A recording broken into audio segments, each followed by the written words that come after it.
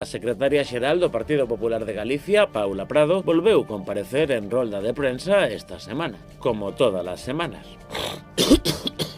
En serio, unha rolda de prensa de Paula Prado. E para iso tanta presa?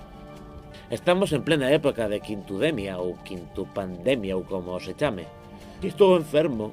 Ademais, o das baixas laborais flexibles aínda non está aprobado. Nin se aprobará, seguramente, como vai facer iso o goberno máis progresista da historia segunda parte.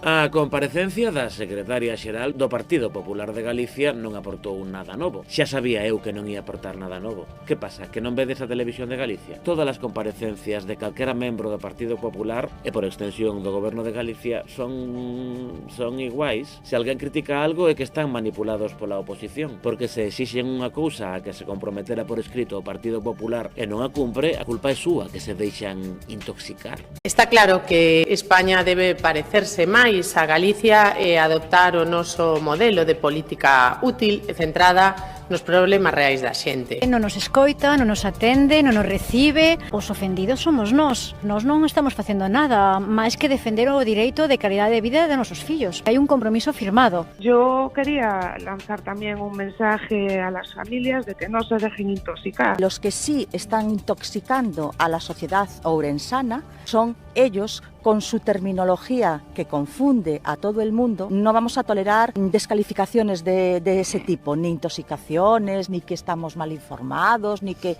No, sabemos muy bien lo que queremos y por lo que estamos luchando. Y ellos tienen muy claro desde el primer momento qué es lo que demandábamos. No Partido Popular falamos do que lle importa a xente. Por que pedides e exixides unha xestión pública? Primeramente porque foi acordo que eles tiveron con nós, que foi a exixencia clara dende o minuto 1, que tiña que ser xestionado directamente pola Xunta de Galicia.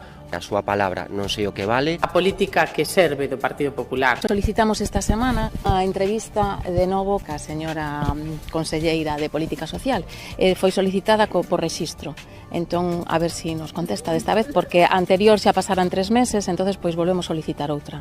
Mentres o Goberno Central segue instalado e impulsando un recorte democrático. Nesta comparecencia ante a prensa, a secretaria xeral do Partido Popular de Galicia volveu poñer en valor a súa maioría absoluta, porque os 700.491 votos do Partido Popular de Galicia nas eleccións autonómicas do ano pasado impiden que as 706.790 persoas que votaron a partidos políticos de esquerdas poidan manifestar ningún tipo de rexeitamento. Xa se sabe que unha maioría absoluta reiterada no tempo impide que as persoas que non conformaron esa maioría absoluta protesten, onde se viu tal cousa.